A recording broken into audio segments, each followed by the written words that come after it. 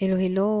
So tungod sa kainit sa panahon karon, maghimo ta og palamig na obi halaya sa bakon yelo ug atong kaunon. Kay naa may hinog nga saging isa ka sipi hinatag sa silingan gahapon. Syempre ato ning panitan og hiwa-hiwaon. Ingana ra pagkahiwa is lanting og nipis ra para dali ra lutuon. Og dinhi sa kaldero nagbutang nako og isa ka tasa nga tubig ug 1/2 cup nga sugar ug akong pabukalon. Ug para matunaw ang asukar, ato nang ukay-ukayon. Ug ang saging nga hiniwa-hiwa atong ilunod na dayon. Tuod wala may lubi nga kinagud na daan or even kukumama nga baligya sa tindahan, maong kita nalay magkagud pero manghulam ta og kaguran. Syempre asa dapit sa silingan.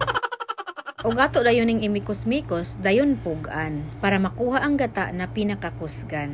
Pero limpyo na tong kamot ha, kay ato nang gihugasan. Ug medyo kay nihubas naman, so ato na nang bubuan. So while naghulat ta nga maluto ang atong tinakang, maghimo ta og artificial nga obe. Ug atong gamiton, syempre walay lain kundili ang kamote. Ug mauna na ang iyang hitsura, kay gisagulan man namo og obe nga kondensada. Actually, duol-duol raman pud ang iyang lasa. Mura man pud gihapon siyag obe kinta. Sunod pag inani ng hitsura sa atong saging nga saba, aw saba ba o karnava? Basta parihara na sila. Ato na pong iluno diring dapita ang atong sagu nga giluto ganina. Kay colorful manggod ni nga sagu mo nang inana yang color pag maluto na. Syempre, ukay-ukayon lang nato na siya hangtod ma-mix na siya. Sunod ganing baso atong pahid-pahiran og ubi para design kinta. Design kunuhay pero nagkamuritsing naman hinua.